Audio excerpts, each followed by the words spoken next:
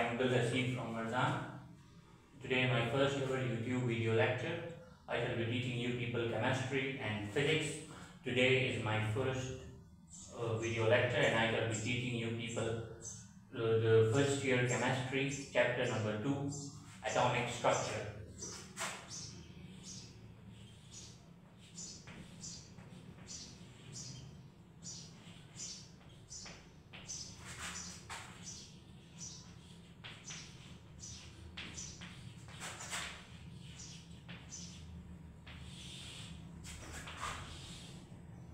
सबसे पहले हम इस चैप्टर में एटॉमिक स्ट्रक्चर के बारे में पढ़ेंगे।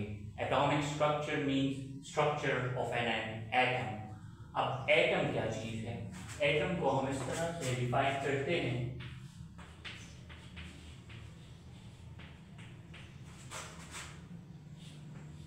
द स्मॉलेस्ट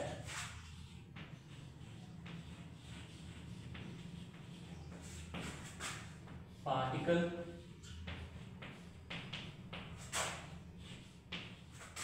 of matter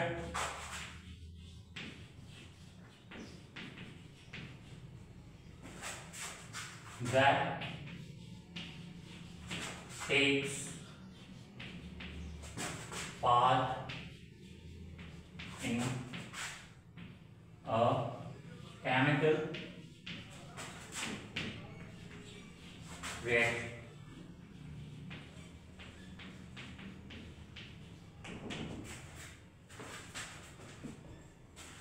अब एटम क्या चीज है? Matter is anything that occupies space and has mass is called matter. कोई भी चीज जो कोई जगह घेरती हो, ये चौक है, इसने हवा में जगह घेरी हुई है और इसका मास है, इसमें क्वांटिटी ऑफ मैटर है, तो इसको हम कहते हैं मैटर। इसका सबसे छोटा हिस्सा, किसी भी मैटर का सबसे छोटा हिस्सा जो कि केमिकल रिएक्शन में हिस्सा लेता हो, उसे हम कहते हैं एटम। मिसाल के तौर पर अगर मैं कहूं कि carbon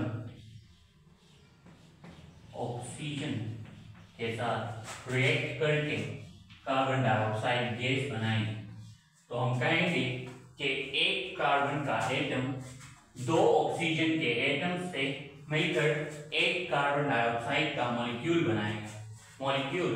Molecule is the smallest repeating unit of a covalent compound। किसी भी covalent compound का जो सबसे छोटा repeating unit, जो बार बार रिपीट, हमें कार्बन डाइऑक्साइड इस फॉर्म में मिलेगा हर जगह। सबसे छोटा कंपाउंड में बहुत सारे कार्बन डाइऑक्साइड आएगा और एक उसका मॉलिक्यूल, स्मॉलेस्ट यूनिट। एक मॉलिक्यूल में एक कार्बन का एटम और दो ऑक्सीजन के एटम मिलेंगे, इसीलिए हमने कहा कि the smallest particle of matter that takes part in a chemical reaction is called atom। अब इसके बाद हम पढ़ेंगे इंसान के दिमाग में एटम का तस्वुर कहाँ से आया, यानी उसने कब से ये सोचना शुरू किया कि एटम कोई चीज है इस दुनिया में। तो हम पढ़ेंगे development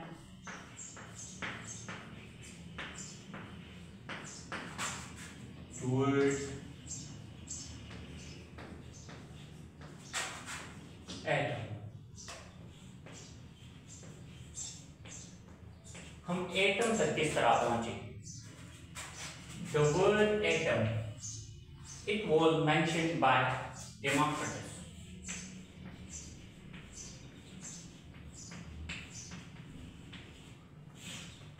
Democritus was a Greek philosopher।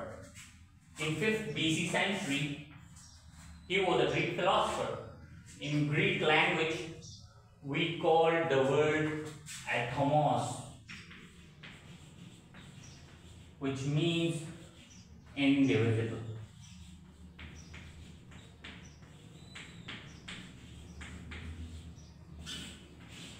Atom, Democritus ने सोचा, जो मैटर की सबसे छोटी चीज होगी जिसको हम फर्दर तकसीम न कर सके, यानी वो ऐसी चीज जिसको हम फर्दर डिवाइड न कर सके, उसको एटोमोस चूंकि ग्रीक लैंग्वेज में कहते थे, तो उसने इसको नाम दिया एटम। उसने सोचा कि एटम एक मैटर की सबसे छोटा पार्टिकल एटम है, तो एटम जो होगा उसको हम फर्दर डिवाइड नहीं कर सकेंगे, वो चूंकि सबसे छोटा हिस्सा है मैटर का। फॉर एग्जाम्पल अगर हम कोई भी ऑर्गन ले लें, अगर हम किडनी ले लें, ऑर्गन वो बना होता है टिश्यूज से, वो टिश्यूज बन मिलके सेल्स बन के फिर बनाते हैं टिश्यूज। वो सेल्स जो होते हैं उनके अंदर फर्दर ऑर्गेनेलीज होंगी, वो ऑर्गेनेलीज मॉलिक्यूल्स से बनके मिलके बने होंगे, जबकि वो मॉलिक्यूल्स फिर एटम से मिलके बने होते हैं। और इसीलिए लफ्ज एटम का मतलब होता है इंडिविजिबल, सबसे छोटा। तो डेमोक्रिटस ने ये सोच के लफ्ज एटम निकाला। उसके बाद 19th सेंचुरी में आई दुनिया में एक साइंटिफिक रिवोल्यूशन। न्यूटन आया दुनिया में और उसने macro particles like big particles उनके बारे में रिसर्च शुरू कर दी। और जॉन डाल्टन ने थ्योरी भी पेश की एटम के बारे में। उसने भी वही डेमोक्रिटस वाली चीजें कहना शुरू कर दी कि जो एटम्स होंगे वो इंडिविजिबल होंगे। एटम किसी भी एलिमेंट और एटम में फर्क ये है कि एलिमेंट जितने भी कार्बन के एटम होंगे दुनिया में, खा वो कार्बन 12 हो, कार्बन 14 हो या कोई भी आइसोटॉप हो कार्बन का, combine all of them in the whole universe, they are contained in the carbon element। पर उसका एक पार्टिकल हम कहेंगे वो एटम होता है, कार्बन एलिमेंट का एटम। अब उसने कहा कि their nature must be the same, like they are irrespective of anything, they are same in properties, but he was proved wrong। Then further after John Dalton, आप लोगों ने ये भी 10th क्लास में पढ़ा होगा कि हमने किस तरह न्यूक्लियस की डिस्कवरी की। आज हमारा जो टॉपिक है, जो मेन टॉपिक है हमारी डिस्कशन का, वो होगा डिस्कवरी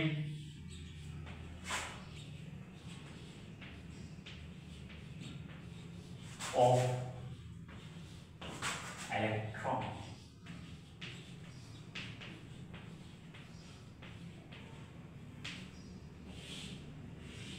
इलेक्ट्रॉन्स का तस्वुर इंसान के दिमाग में कहाँ से आया? इलेक्ट्रॉन्स है क्या चीज, इसके बारे में हम पढ़ेंगे एक छोटा सा एक्सपेरिमेंट जो किया सर विलियम क्रोक्स। उन्होंने डिस्चार्ज ट्यूब लिया,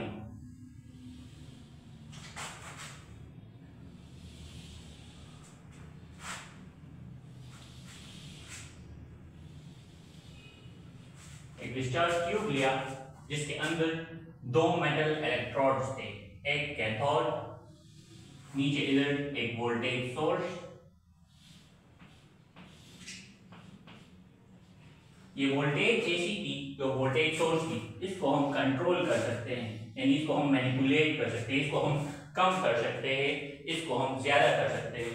और इधर एक एनोड लिया उन्होंने, एनोड इज पॉजिटिवली चार्ज। इसको एनोड क्यों कहते हैं? क्योंकि अगर कोई भी आयन आप इधर रखेंगे, कोई इलेक्ट्रॉन रखेंगे या नेगेटिवली चार्ज पीसी अगर हम इधर रख दे, it will move towards the anode, anions move towards the anode and therefore ये मैंने इस तरह याद किया है कि एनोड की तरफ एनायंस जाते हैं, therefore it's positively charged, जबकि कैथोड जो होता है ये नेगेटिवली चार्ज है क्योंकि इसके पास कैटायन आएंगे। अब विलियम क्रुक ने इलेक्ट्रॉन की डिस्कवरी उन्होंने नहीं की। वो पढ़ना क्या चाहते थे डिस्चार्ज ट्यूब में? he wanted to study the flow of electric current, how does electric current passes through a gas। हवा में से, एयर में से इलेक्ट्रिक करंट पास करेंगे तो क्या होगा उससे, वो ये जानना चाहते हैं। तो उसके लिए उन्होंने इधर एक वैक्यूम पंप क्रिएट की। हम इसके जरिए से the pressure of the air की जो प्रेशर है इनसाइड दिस गैस, इसको कहते हैं डिस्चार्ज ट्यूब, क्योंकि इसके अंदर इलेक्ट्रिकल डिस्चार्जेस अगर होती हैं, ये हम आगे पढ़ेंगे अभी। तो उन्होंने इधर एक पंप लगाया। वो किस लिए लगाया? ताकि हम डिफरेंट प्रेशर ऑफ गैसेस के ऊपर हम पढ़ सके कि इलेक्ट्रॉन इलेक्ट्रिक करंट किस तरह फ्लो होंगे। तो जब उन्होंने हाई प्रेशर पर किया तो इधर ट्यूब सी क्रिएट होना शुरू हो गई और हमें कुछ पता, मतलब वो इससे कुछ हासिल न कर सके। तो तो उन्होंने आहिस्ता आहिस्ता प्रेशर को कम किया। जैसे ही वो प्रेशर को कम करने लगे, फ्यूम्स आहिस्ता आहिस्ता कम होने लगी और उन्हें 0.1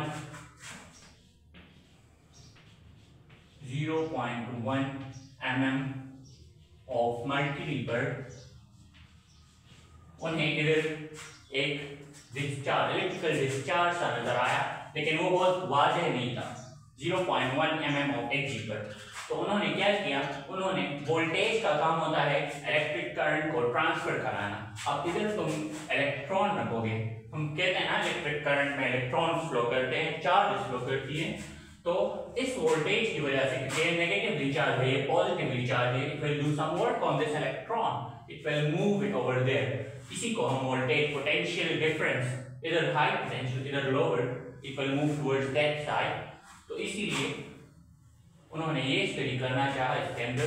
तो इधर फ्यूम्स ही क्रिएट हुई, डिस्चार्ज सा क्रिएट हुआ, but it was not very clear, like he could not get anything from that, so therefore he increased the voltage up to 10,000 volts। जब उन्होंने 10,000 volts जब वो लेके गए वोल्टेज को 10,000 volts पर, तो उन्हें इधर एक रेस ही नजर आई जो मूव कर रही थी, और ये रेस जो है अब आप लोग एक क्वेश्चन पूछेंगे इधर कि हाई प्रेशर पे क्या हो रहा था कि इधर कोई रेस जनरेट और फ्यूम्स क्रिएट हो रहे थे। तो मैं आपको बताता हूं क्या हुआ। इधर हाई प्रेशर पर जब यहाँ पे ऑक्सीजन, नाइट्रोजन, हाइड्रोजन बहुत हाई क्वांटिटी में है, प्रेशर ऑफ गैसेस, एक बात है आप नोट करें अपने साथ, note, put it a note in your note, pressure of gases is directly proportional to the number of moles। जितना ज्यादा नंबर ऑफ मोल होंगे किसी भी गैस के, उतनी ही ज्यादा उसकी प्रेशर होगी। तो उन्होंने तो हाई प्रेशर पे क्या हो रहा था मैं आपको ये बता रहा हूँ, इधर जो गैसेस थी वो आयनाइज हो रही थी, बहुत ज्यादा गैसेस थी वो आयनाइज हो रही थी, इलेक्ट्रिकल डिस्चार्जेस बहुत ज्यादा हो रहे थे, और उसकी वजह से हमें इधर कुछ नजर नहीं आ रहा था कि इधर क्या हो रहा है। तो उन्होंने जब ये कम की तो उसकी वजह से इलेक्ट्रिकल डिस्चार्जेस कम हो गई, लेकिन इतनी काफी थी कि हमें कैथोड रेज नजर आए। अब मैं आपको कहूंगा वो किस तरह कैथोड रेज जनरेट किस तरह हो रही थी। तो इधर कोई भी गैस हो, oxygen, nitrogen, these species were ionized because of this very high potential difference 10,000 volt. इसकी वजह से अब अगर हम ऑक्सीजन मॉलिक्यूल ले लें तो इसमें ऑक्सीजन का न्यूक्लियस होगा और उसके इलेक्ट्रॉन्स होंगे। तो जो न्यूक्लियस होगा क्योंकि वो पॉजिटिवली चार्ज है, it will try to move toward this anode, while जो इलेक्ट्रॉन होंगे इस मॉलिक्यूल के अंदर they will try to move toward the anode. तो इसकी वजह से आयनाइज हो जाएंगे O2 प्लस इलेक्ट्रॉन्स। ये जो इलेक्ट्रॉन है इन्होंने इनको ऑब्जर्व किया, सर विलियम्स क्रुक ने इनको ऑब्जर्व किया, और ये एक डिस्चार्ज के तौर पर, रेस के तौर पर इसमें मूव करने लगे, जो कि हमें दिखे। जबकि ऑक्सीजन जो था या नाइट्रोजन या हाइड्रोजन कोई भी gas, it moved ion, okay, sorry, not gas, ion, they moved towards the cathode। अब इधर क्या हुआ, इनकी एक खास काइनेटिक एनर्जी होगी, जो इनकी काइनेटिक एनर्जी होगी when they will strike at the cathode। तो अभी मैं आपको एक और बात बताने वाला हूँ, इसको आप अपने नोट्स में लिखे। मेटल्स जो होते हैं, मेटल्स आपको मैंने कहा ये मेटल इलेक्ट्रोड्स होते हैं ना, मेटल्स के अंदर जो इलेक्ट्रॉन होते हैं वो न्यूक्लियस के साथ एक मिनिमम एनर्जी के साथ बंधे होते हैं। They are held by the nucleus with a minimum amount of energy. अब वो जो एनर्जी है उसको हम कहते हैं वर्क फंक्शन।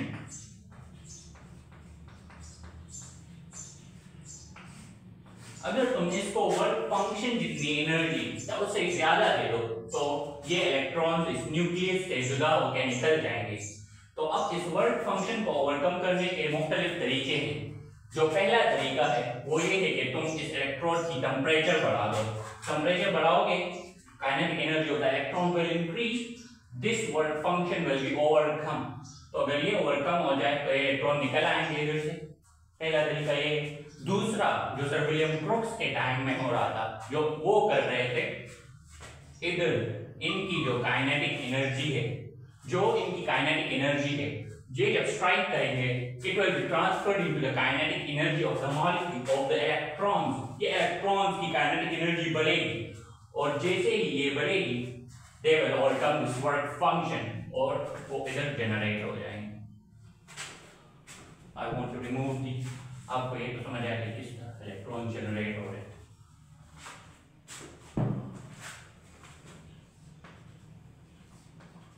अब ये इलेक्ट्रॉन्स जो जनरेट हो गए, they move towards this side, और जब ये यहाँ पे स्ट्राइक करने लगे, और हमें इधर ये ग्लो नजर आता है, ग्रीनिश ग्लो होता है, ये जब यहाँ पे स्ट्राइक करने लगे तो इधर फ्लोरेसेंस रिलीज होने लगा, फ्लोरेसेंस ग्रीन ग्लो रिलीज होने लगा। तो हमें उन्हें लगा कि इधर रेज है, और इन रेज को उन्होंने नाम किस चीज का दिया, राइट इट डाउन योरसेल्फ, मैं मिटा देता हूं।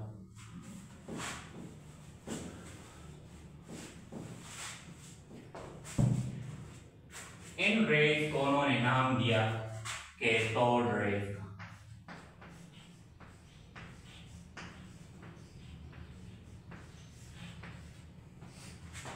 क्यों कैथोड रेज का नाम दिया उन्होंने?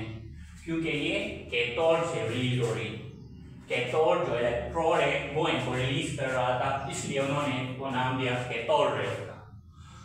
फिर यहाँ पे सर विलियम क्रोक की बात खत्म हो गई।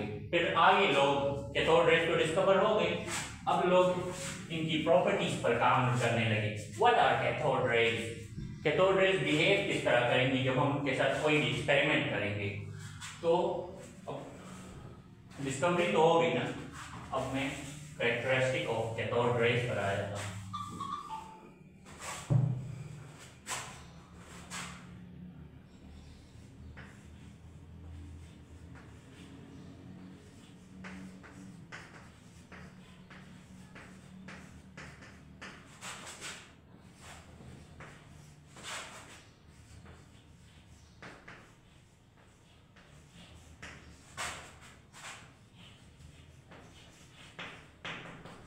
ये मैं मिटा दूं, आप लोग नोट कर दे अपने साथ। I will make a very small diagram over there, और इधर मैं आपको कैरेक्टरिस्टिक्स दिखाऊंगा कि जब हम इसको इलेक्ट्रिक फील्ड से पास करेंगे तो ये हमें क्या देगी। इसके साथ हम और रिएक्शंस करेंगे, कोई भी हम इसके साथ एक्सपेरिमेंट करेंगे तो कैथोड रेज हमें क्या रिजल्ट्स देंगी, और उसके बाद हमने किस तरह अखज़ किया कि इलेक्ट्रॉन के जो कैथोड रेज है, they are just beams of electrons, like they are nothing else, just electron moving.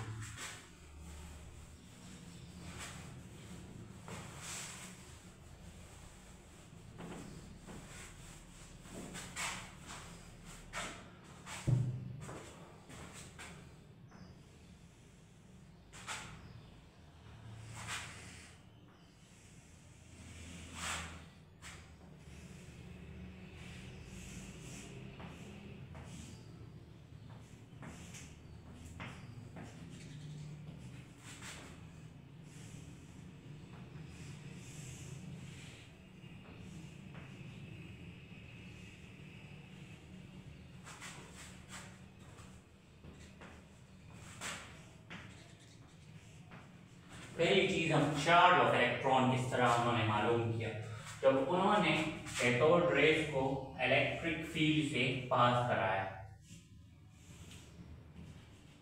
जब उन्होंने इलेक्ट्रॉन्स को पास कराया towards the electric field, they move towards the anode. तो इससे हमें पता चला कि opposite charges attract each other due to their behavior in the electric field. We concluded they are negatively charged. तो सबसे पहली जो कैरेक्टरिस्टिक है, they bend towards the पहली characteristic, they bend towards positive electrode.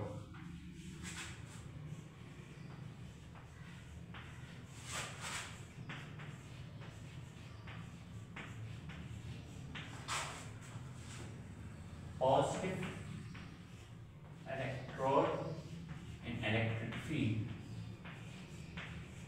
In electric field.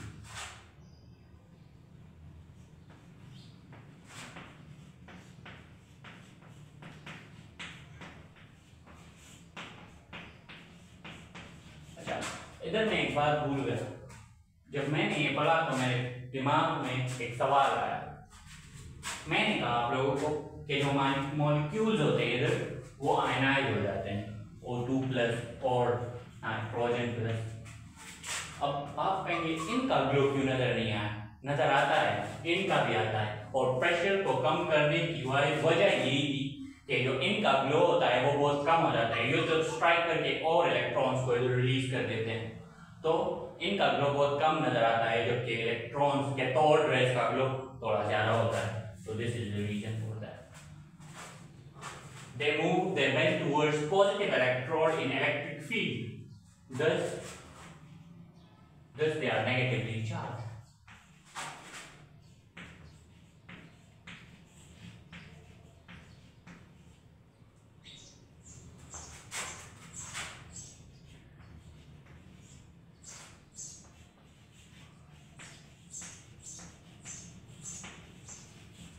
अच्छा, दूसरी चीज, अब इसके बाद जो प्रॉपर्टी की, they are irrespective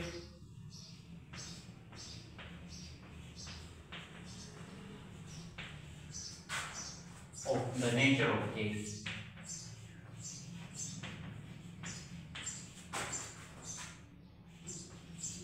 Gas phase.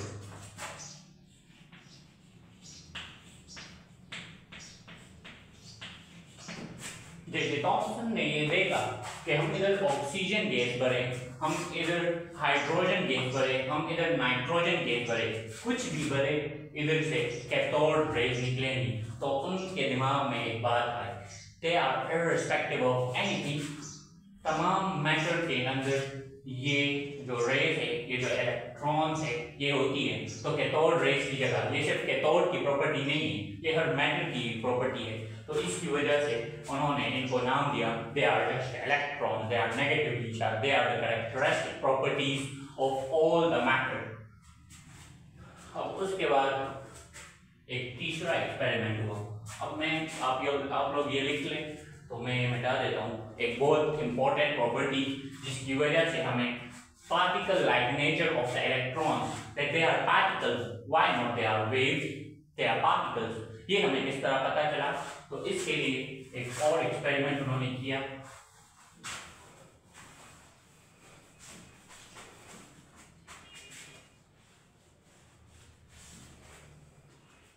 उन्होंने इधर एक व्हील रख दी, छोटी सी व्हील। इधर एक क्वेश्चन है मेरा आपसे, मास और एनर्जी के दरमियान, मास इस चीज का मास है, जबकि लाइट और particles as well as waves, but कोई भी वेव्स हो, फॉर एग्जांपल साउंड वेव्स, जो भी हो, उनके दरमियान हम डिफर किस तरह करते हैं? मतलब एनर्जी और मास के दरमियान डिफर करना, पार्टिकल्स और एनर्जी के दरमियान डिफर करना।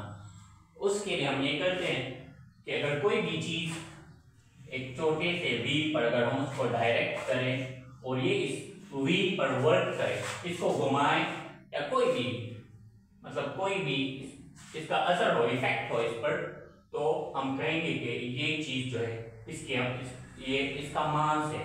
It's not energy, its mass. तो जब उन्होंने इलेक्ट्रॉन्स को, जो कैथोड रेज को जब उन्होंने इन पर डायरेक्ट किया, the kinetic energy, the momentum जो है वो मास इनटू वेलोसिटी वाली बात है, मोमेंटम। तो उनकी जो मोमेंटम थी, this momentum was transferred into the momentum of this wheel and it rotated. To they rotate wheel, तो उन्होंने इससे अखज़ किया कि they are,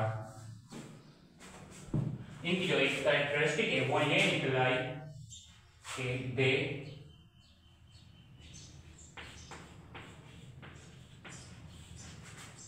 rotate wheel, a small wheel.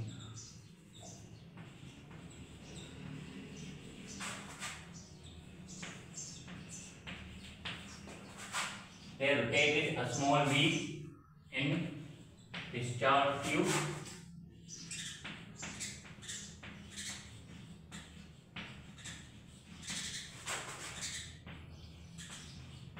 Placed in their place.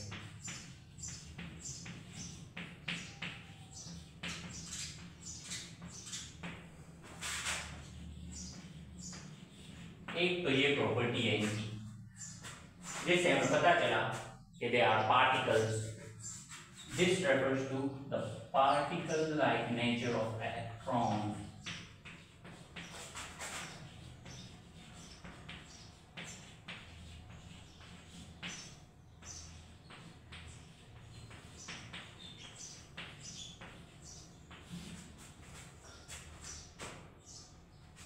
Particle like nature of electron, ये मैंने आपको कहा मास और एनर्जी के अंदर डिफरेंस किस तरह होता है, इस तरह होता है.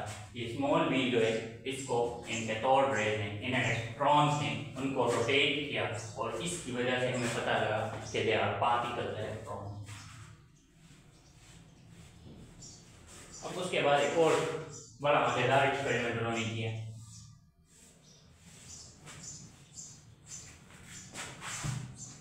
उन्होंने किया क्या, एक एनोड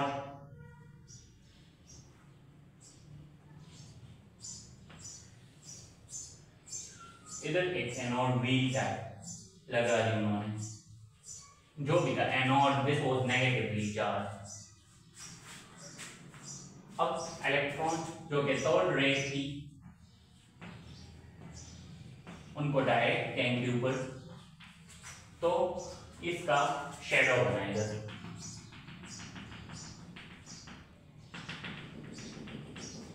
अब शेडो किस तरह बना, आप लोग ये सोचते हैं शेडो किस तरह बनाएंगे इधर. तो उन्होंने क्या किया, मैंने आपको कहा था कि जब वो इधर हिट करेंगी तो fluorescence, they produce a glow. तो जो पार्टिकल्स इधर से गुजरेंगे और इधर से गुजरेंगे वो तो ग्लो पैदा कर देंगे, लेकिन जो इसने ब्लॉक कर दिए, क्योंकि ये ओपेक है, इसने जो ब्लॉक कर दिए तो वो नहीं जाएंगे उधर, तो उधर एक शेडो बनता है, इस तरह लाइट शेडो बनाती है. और इसी वजह से ये भी एक पार्टिकल नेचर ऑफ इलेक्ट्रॉन्स की तरफ ही रेफर कर रहा है. तो फोर्थ नंबर प्रॉपर्टी ये हो जाएगी, दे produce a shadow when an opaque object is placed in their way.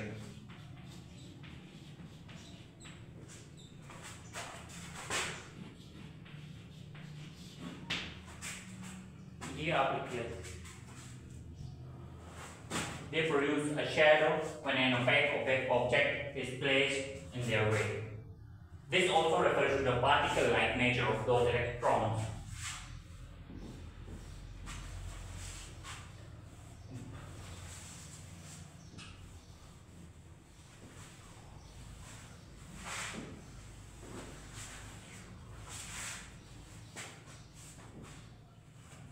अब इसके बाद जो इनकी प्रॉपर्टी है cathode rays beams of electrons की, अब वो बहुत इंपॉर्टेंट है. और वो इसीलिए इंपॉर्टेंट है क्योंकि वो मेडिकल यूज में सबसे ज्यादा हमारे काम आती है, और वो है X-ray. When they strike a heavy anode, or when they are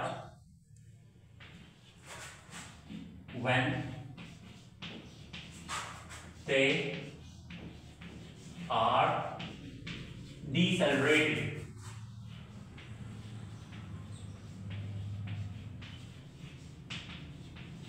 जब हम उनको डिसेलरेट करेंगे दे प्रोड्यूस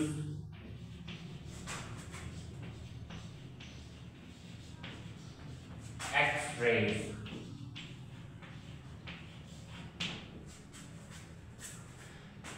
अब हम ये मैं मैट्रिक क्लास से पढ़ता आ रहा हूँ कि जब हम इलेक्ट्रॉन्स को डिसेलरेट करते हैं तो वो एक्स रेज प्रोड्यूस करते हैं, लेकिन वो किस तरह प्रोड्यूस करते हैं ये किसी ने मुझे नहीं बताया। अब मैं आपको बताता हूँ कि वो किस तरह करते हैं।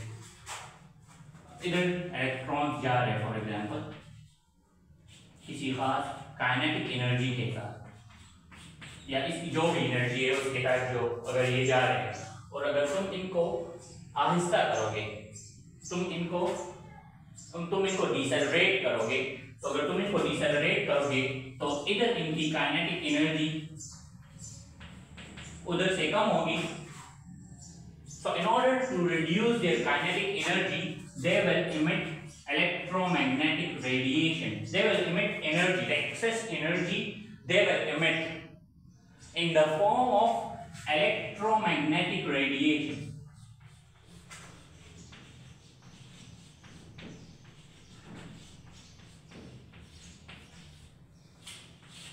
वो इलेक्ट्रोमैग्नेटिक रेडिएशन की फॉर्म में एनर्जी रिलीज करेंगे। और इलेक्ट्रोमैग्नेटिक रेडिएशन आपने पढ़ा होगा इलेक्ट्रोमैग्नेटिक स्पेक्ट्रम में कि one of the form of electromagnetic radiation is x-ray.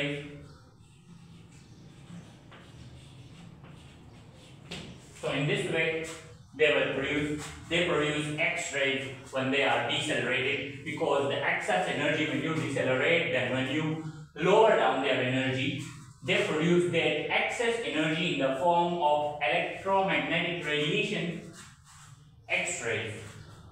The form in which they release the energy are X-rays. अब उसके बाद ये आप जरूर लिख ले अपने साथ नोट्स में, ये बहुत जरूरी चीज है।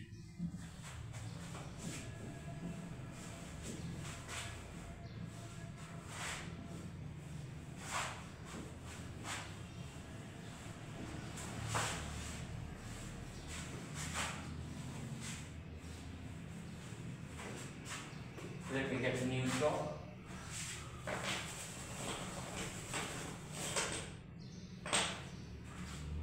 अच्छा, अब इसके बाद J.J. Thomson was the man who discovered electrons and he got a Nobel Prize for this. अब उन्होंने एक और एक्सपेरिमेंट किया। I got to remove this. I want to make a bigger diagram.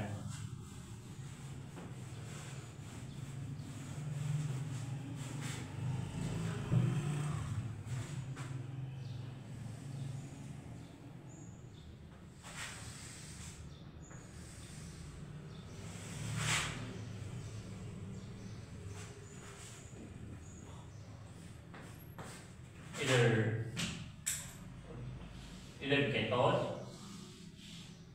ये voltage source, we can control, and here is the anode. Okay.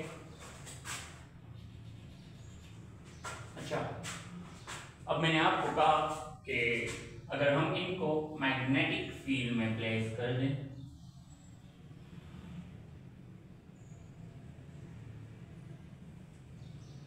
अगर हम इनको magnetic field में के अंदर प्लेस कर दें, इलेक्ट्रॉन्स आर चार्ज पार्टिकल्स, हाँ, और आप लोगों ने पढ़ा था कि charge particles, magnetic field exerts a force on the charge particles. तो ये जब इधर से जाएंगी तो they will be bended due to the magnetic field. और अगर हम इनकी रास्ते को अगर हम ट्रेस करें तो it will form a circular path. हाँ, अच्छा, अब इधर मैं इसका टॉपिक लिख देता हूँ, sorry, determination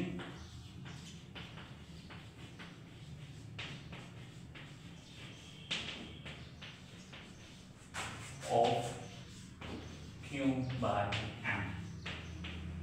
The charge to mass ratio of electrons, हमने charge to mass ratio of electrons किस तरह निकाला, इसको हम इधर डिराइव करेंगे।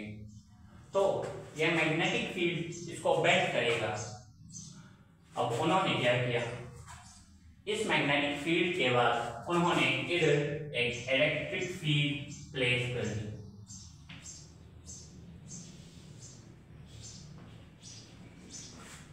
अच्छा, ये जब बेंड होंगे, but here is electric field, they will try to move towards the cathode and are repelled by anode, तो ये कुछ इस तरह सीधे जाएंगे। अच्छा, अब उन्होंने इधर दिमाग लगाया, उन्होंने मैग्नेटिक फील्ड और इलेक्ट्रिक फील्ड को इस तरह एक्सर्ट किया, इस तरह मतलब उन्होंने यूज किया उन्हें कि जो वो फोर्स लगाए इलेक्ट्रॉन पर, वो इक्वल हो, यानी जितना ये इसको नीचे बेंड करना चाहता हो उतना ही ये इसको ऊपर रिपेल करना चाहता हो।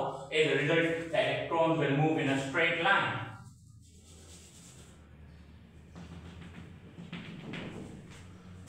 क्योंकि वो स्ट्रेट लाइन में जाएंगी, हम इससे डिराइव कर सकते हैं the charge to mass ratio. अब आप इधर देखिए डिराइवेशन की तरफ, note it down with yourself. हाँ, मैंने इधर आपको कहा कि अगर हम इन इलेक्ट्रॉन्स की इनकी जो पाथ है अगर हम उनको ट्रेस करें तो they move in a circular path. और आपको पता होगा कि सर्कुलर पाथ में सेंट्रीपिटल फोर्स चाहिए होती है किसी भी ऑब्जेक्ट को सर्कुलर पाथ में मूव कराने के लिए। For example, if you want to move a brick in a circular path using a rod, you have got to provide it a certain amount of centripetal force. This magnetic field, the force of the magnetic field provides that. We can write it down over here, such as the force due to the magnetic field is equals to the centripetal force. It provides the necessary centripetal force. ये भी इसके साथ cancel हो गया, 1 power रह गया। हम इस v को इधर सेपरेट कर देते हैं, तो v equals to Q B R by M. सही है। अच्छा, आपको मैंने एक और बात की, they adjusted the electric and magnetic field. उन्होंने इस तरह एडजस्ट किया that the net resulted the effect was zero, like they moved in a straight line. तो इससे हम एक और बात डिराइव कर सकते हैं इधर, that the force due to the magnetic field is equals to the force due to the electric field. This E stands for the electric field strength. So Q के साथ कैंसिल हो गया और V is equals to E by B। इसको अगर हम equation 1 कह दें और इसको अगर हम इक्वेशन 2 कह दें और हम इन दोनों को इक्वेट करें, V equals to Q B R by M and V equals to E by B. So resultantly it appears Q B R by M equals to E by B. अच्छा, Q by M ये चीज हमें मालूम होती है। B, this is the magnetic field, Tesla जिसका unit होता है, उसकी जो स्ट्रेंथ होती है। E is the electric field strength. तो अगर हम Q by M को सेपरेट करें, it's equal to E by B square R.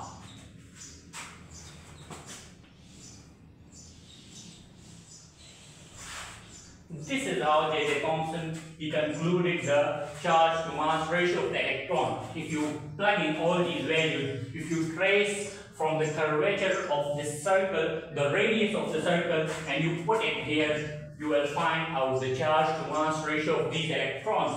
आपको पता लग जाएगा कि इन electrons की charge to mass ratio है क्या, and the value of it is 1.758 into 10 power 11 coulomb per kg. It is actually double A, but we would round it off, it will become 9. This is the charge to mass ratio of the electrons.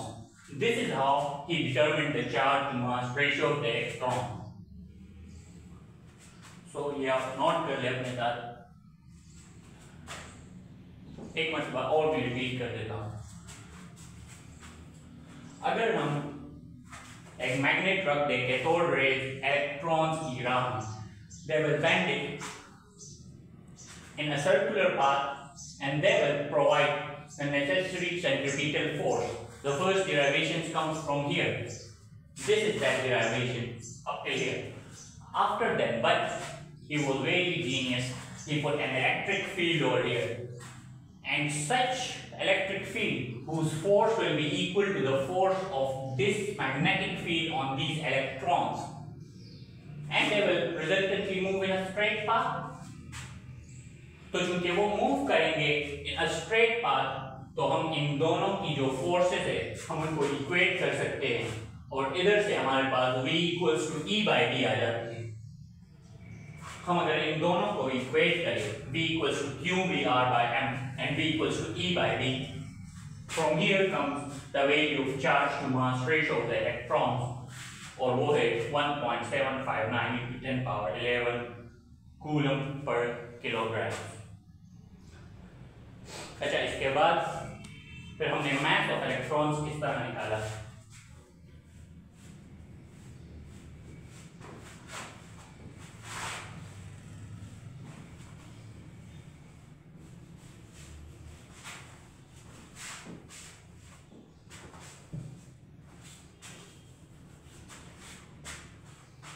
मास हमने इस तरह निकाला कि charge to mass ratio तो हमारे पास आ गए।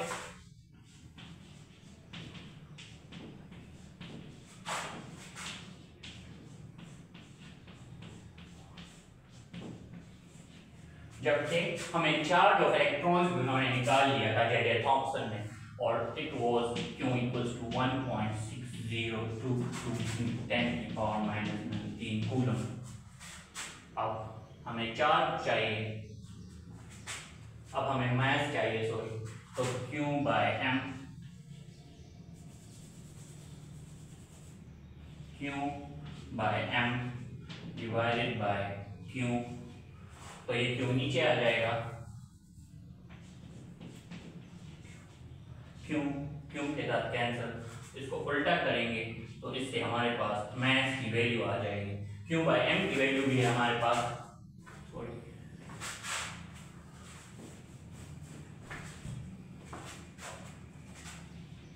q divide by q by m, this m will come upwards in the numerator, इधर mass आ जाएगा, ये q के साथ कैंसिल एंड mass